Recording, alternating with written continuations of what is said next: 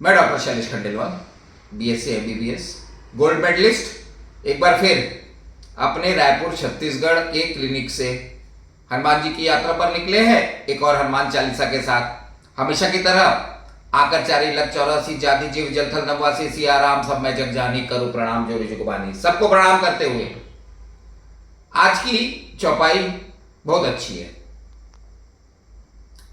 पहले पढ़ लेते हैं फिर समझ लेते हैं। अंतकाल रघुबरपुर जाई जहां जन्म हरि भक्त कहाई। अंतकाल रघुबरपुर जाई जहां जन्म हरि भक्त कहाई। अब समझ लेते हैं।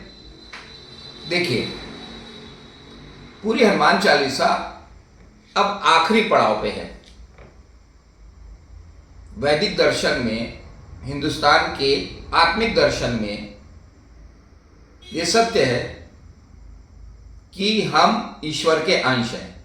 ईश्वर अंश जीव अविनाशी, चेतन अमल सहज सुख राशि। हम ईश्वर के अंशी हैं। ईश्वर से विमुख होके कोई भी कारण रहा हो, इस भौतिक दुनिया में फंस गए हैं और शरीर को अपना मान लिए हैं। शरीर मायावी है, रूप रंग बदलता है, ये सब जानते हैं। अब शरीर को अपना मान लेना, मैं हूं और मेरा है, यह धारणा एक अजीब सी धारणा है। ये इसी को माया या मोह कहते हैं। अंतकाल रघुबरपुर जाई, अब हमें अपने वापस घर जाना है। हनुमान चालीसा पढ़ते रहिए, पढ़ते रहिए।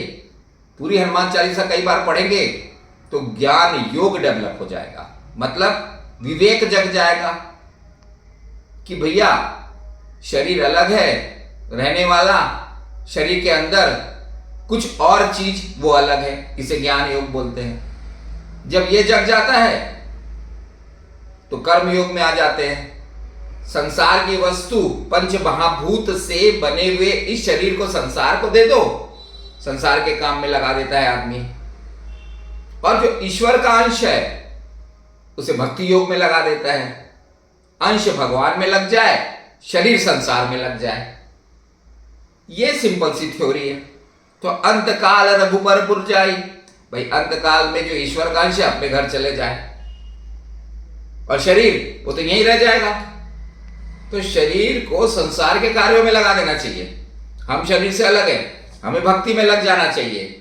यह हनुमान जी की चौपाई आपको सिखाती है।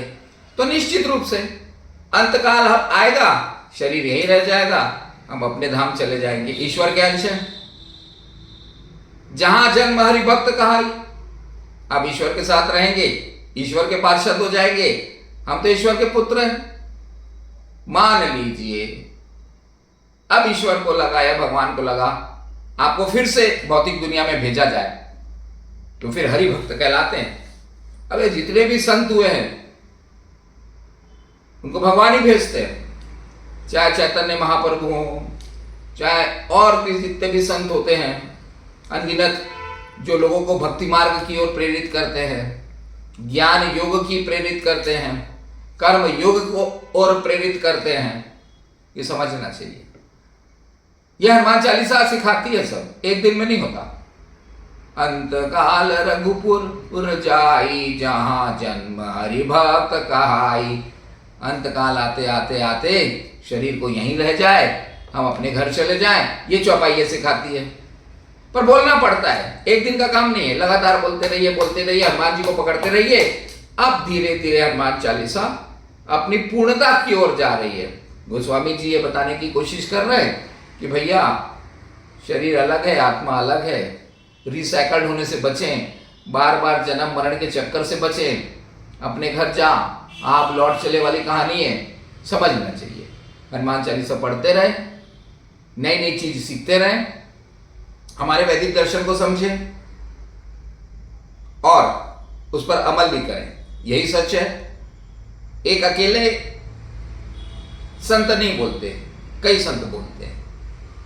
जो सच है वही संत बोलते हैं। समझना चाहिए। हमेशा खुश रहें। जय हिंद, जय भारत, जय छत्तीसगढ़।